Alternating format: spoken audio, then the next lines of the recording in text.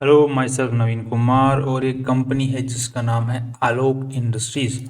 इस कंपनी को हम देख पा रहे हैं कि पिछले 2-3 दिन से ग्रो जो ऐप है, जो कि मोस्ट बॉट ऑन ग्रो जो लिस्ट जारी करता है, उसमें पहले नंबर पे इसका नाम आ रहा है। इसका मतलब कि जो ग्रो के जो कस्टमर्स हैं वो बहुत ज़्यादा इस कंपनी के शेयर्स को खरीद रहे हैं। सो यहाँ पर अब यहाँ पे क्या पॉजिटिविटी हो सकती है, कंपनी के अंदर में क्या पॉजिटिव न्यूज़ हो सकती है, चांसेस बन रहे हैं, उसकी हम इस वीडियो के थ्रू चर्चा करने वाले हैं। और क्या नेगेटिव्स हैं उनकी भी चर्चा करने की कोशिश यहाँ पर करेंगे। तो सबसे पहली जो पॉजिटिविटी है वो टेक्निकल चार्ट के थ्रू नज़र आ रही है।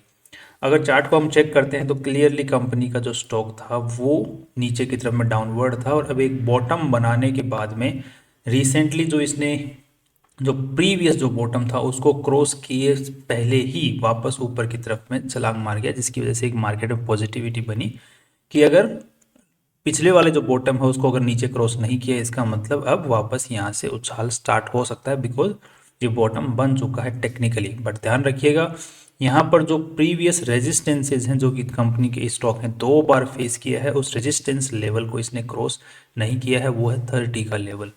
जब तक इस रेजिस्टेंस लेवल को क्रॉस करके ऊपर की तरफ में सस्टेन नहीं करता है, तब तक टेक्निकली बाइंग नहीं बन रही है। तब नेक्स्ट अगर देख लेते हैं थोड़े फंडामेंटल रीजंस कौन कौन से बन रहे हैं, तो कंपनी की तरफ से और जो न्यूज़ आई हुई है वो एजीएम को रिलेटेड आई हुई है। अगर हम यहाँ पे कंपनी के न्यूज़पेपर आर्टिकल्स को यहाँ पे चेक करते हैं या फिर कंपनी की इंफॉर्मेशन को चेक करते हैं, तो थर्ड ऑफ सितंबर को कंपनी की एजीएम होनी है, एजीएम एनुअल जनरल मीटिंग। उसके अंदर के मैं कंपनी के जो आगे के जो फ्यूचर्स की जो बातें हैं वो यूजुअली कंपनी डिस्कस करती है, और किस तरीके से कंपनी काम कर रही है उस पर भी बातें की जाती हैं।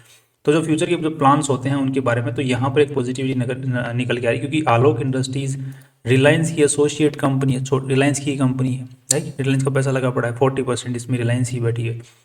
तो यहाँ पर काफ़ी बड़ी न्यूज़ जो है रिलायंस की तरफ से आ सकती है, बिकॉज आलोक इंडस्ट्रीज जिस सेक्टर में काम करती है दैट इज टेक्सटाइल सेक्टर। कपड़े वाला जो काम करती है, कपड़े बनाने का काम कंपनी आज के दिन करती है।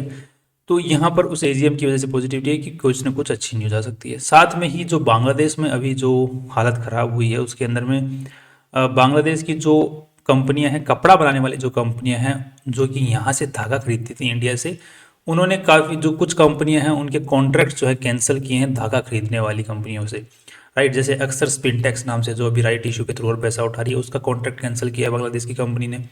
तो यहाँ तो अब उम्मीद ये लगाई जा रही है कि यहाँ से कपड़ा बांग्लादेश की जो दूसरी कंपनियां हैं वो यहाँ से कपड़ा खरीदेंगी इंडिया से, और इंडिया से जब कपड़ा खरीदेंगी तो यहाँ की जो टेक्सटाइल जो कंपनियां हैं उनको फ़ायदा होगा। और आज के दिन रिलायंस का पैसा लगा हुआ है टेक्सटाइल कंपनी कौन सी, आलोक इंडस्ट्रीज, तो इसको अच्छा खासा फ़ायदा होने की उम्मीद है, बिकॉज जो मुकेश अंबानी जी हैं वो यहाँ पर एक जाने माने इन्फ्लुएंशियल पर्सन की तरह देखे जाते हैं इंडिया के अंदर में।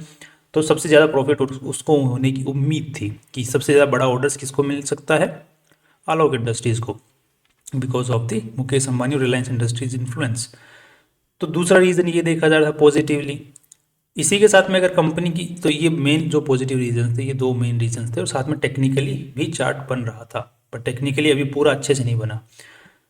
अब थोड़े से नेगेटिव रीजंस भी है कंपनी के अंदर में। नेगेटिव रीजंस क्या है कि कंपनी की जो सेल है वो अभी जो लेटेस्ट क्वार्टर आया था जून का, उसमें बहुत खराब सेल रही है कंपनी की, ठीक है। नेक्स्ट अगर देखते हैं कंपनी की जो अर्निंग्स है वो भी खराब नेगेटिव में रह रही है। मतलब पास्ट अगर आप ध्यान से देखोगे तो यहाँ पे सालों साल कंपनी ने लगभग पिछले 5 साल से एक बार भी प्रॉफिट नहीं किया है, 4 साल से, राइट। बट यहाँ पर देखने को ये मिल रहा है कि कंपनी का जो प्रॉफिट्स हैं वो मतलब नेगेटिव में जो हो रहा है वो सुधरते हुए नजर आ रहा है। तो यहाँ से एक लॉन्ग टर्म के हिसाब से पॉसिबिलिटी रिलायंस को देखते हुए और जो प्रॉफिटेबिलिटी है ईयर बाय ईयर सुधरने की उम्मीद दिख रही है थोड़ी बहुत, बट उम्मीद ज़्यादा कुछ नहीं दिख रही है, बिकॉज कंपनी का जो लोन स्ट्रक्चर है, बोरोइंग्स जो है वो कंटिन्यूसली यहाँ पे इस साल फिर से बढ़ गई है, राइट। और कंपनी की ये नेगेटिविटी बैलेंस शीट में जो रिजर्व्स है वो भी एक्स्ट्रा नेगेटिव हो गया है, लोन बढ़ गया, जिसकी वजह से कंपनी का जो इंटरेस्ट पेमेंट है वो बढ़ गया। इंटरेस्ट पेमेंट कैसे, यहाँ पर अगर आप ध्यान से देखेंगे लेटेस्ट रिजल्ट के अकॉर्डिंग, तो यहाँ पे 20 करोड़ का कंपनी का ग्रोस प्रॉफिट हुआ, राइट, क्वार्टरली। और यहाँ पर 156 करोड़ का कंपनी तो इंटरेस्ट ही पे कर दिया, ब्याज ही पे करना पड़ गया 160 करोड़, तो 20 करोड़ तो कंपनी ने ग्रोस प्रॉफिट कमाया, राइट। उसके अंदर फिर डेप्रिसिएशन चार्ज होगा, और उसके बाद नेट प्रॉफिट्स बचेगा, जो कि कितना बचा है 207 करोड़ माइनस। तो ये इंटरेस्ट जब तक कंप्लीट नहीं होगा, और ये कैसे कंप्लीट होगा, तो ये जब तक कंप्लीट नहीं होगा तब तक ये जो प्रॉफिटेबिलिटी है उसकी ऐसे ही बैंड बजाएगा। तो ये पॉजिटिव। तो अब इतना लोन में होते हुए भी कंपनी का स्टॉक, जो कंपनी का वैल्यू है वो लगभग 14,000 करोड़ रुपए क्यों बना हुआ है? Just because of Reliance. 40% share holding Reliance की इस कंपनी के अंदर में है। रिलायंस कभी भी इसकी काया पलट सकता है, क्योंकि इतनी बड़ी कंपनी 2 मिनट लगेंगे उसको इसकी काया पलटने में। बिल्कुल सही बात है, इतना ही वक्त लगेगा। Just that's all. अब यहाँ पे कोई एक्स्ट्रा इसकी इनके अलावा कोई पॉजिटिविटी एक्स्ट्रा नज़र आ नहीं रही है। कल फिर मिलते हैं नए इंपॉर्टेंट वीडियो के साथ में। अब आपको इसमें क्या करना है, पॉजिटिव खरीदना है, बेचना है, वो जो भी करना है आपको अपने फाइनेंशियल एडवाइजर से पूछ के करना है। बाकी अगर पर्सनल लेवल के ऊपर में बात की जाए तो यहाँ पर कंपनी का स्टॉक अभी तक रेजिस्टेंस को 30 को क्रॉस नहीं किया। 30 को क्रॉस करने के बाद में एक बार सस्टेन करता है ऊपर की तरफ में, तो ऊपर की हम लोग छलांग के बारे में बात कर सकते हैं। पर फंडामेंटली ये चीज़ अभी भी कंपनी की बुक ऑफ अकाउंट्स को चेक करते हैं तो सपोर्टिव नहीं है, सपोर्ट नहीं कर रहे हैं बुक ऑफ अकाउंट्स इस कंपनी को बाइंग करने को लेकर। That's all. कल फिर मिलते हैं इंपॉर्टेंट वीडियो के साथ में। सी यू टुमारो।